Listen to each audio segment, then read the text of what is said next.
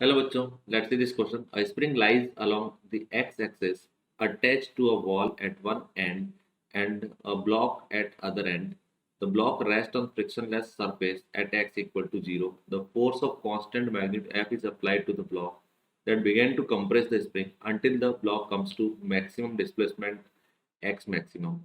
During the displacement, which of the curves shown in the graph best represent the kinetic energy of block?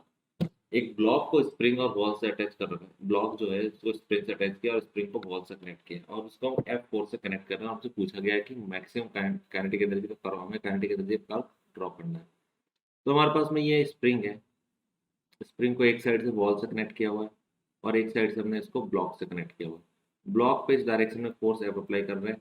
अभी x compression इसके अंदर zero है। ठीक है। जैसे इसको अपन कंप्रेस करना स्टार्ट करेंगे तो थोड़ी देर बाद क्या होगा, इस ब्लॉक के पास में अभी net force T X equal to यहाँ पे देखें जब जीरो होगा तो नेट फोर्स कौन सी डायरेक्शन में, इस डायरेक्शन में आ रहा है।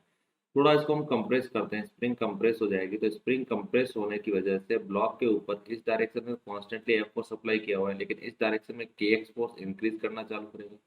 तो अभी भी नेट फोर्स जो एफ माइनस के एक्स है वो इसी डायरेक्शन में होगा टोटल, लेकिन धीरे धीरे और कंप्रेस करेंगे तो इसकी वजह से क्या होगा, हमारे पास में ब्लॉक पे इस डायरेक्शन में एक्सीलरेशन आएगा। एक्सीलरेशन आएगा तो वेलोसिटी भी क्या करेगी, इंक्रीज करेगी। एक टाइम ऐसा आएगा जब एफ इज इक्वल टू के एक्स हो जाएगा तो उस टाइम वेलोसिटी क्या होगी, मैक्सिमम, क्योंकि एक्सीलरेशन उस टाइम क्या होगा, जीरो।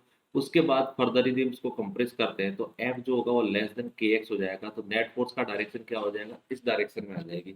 अब वेलोसिटी अभी भी उस डायरेक्शन में है और एक्सीलरेशन अपोजिट डायरेक्शन में, तो वेलोसिटी क्या करेगी, डिक्रीज करेगी। मतलब काइनेटिक एनर्जी फिर से क्या करेगा, डिक्रीज करेगा। और काइनेटिक एनर्जी जो होगा वो के ई इज इक्वल टू किससे आएगा, हाफ एम वी स्क्वायर से आएगा। मतलब वेलोसिटी का स्क्वायर मतलब क्या होगा, पैराबोला। तो पहले काइनेटिक एनर्जी कितनी थी, यदि सिंपली हम ग्राफ को ड्रॉ करके देखें तो पहले काइनेटिक एनर्जी जीरो थी, पैराबोलिकली वो इंक्रीज करेगा, मैक्सिमम होगी, फिर वापस कितनी हो जाएगी, जीरो हो जाएगी। तो ऐसा ग्राफ किसके साथ मैच हो रहा है, ऐसा ग्राफ थर्ड वाला ग्राफ है। तो हम ऑप्शन चेक करते हैं, ऑप्शन फर्स्ट में वन है, ऑप्शन टू में सेकंड है, ऑप्शन थ्री में थर्ड है जो करेक्ट है, ऑप्शन फोर में फोर है जो इनकरेक्ट है। So final answer is three. Best of luck.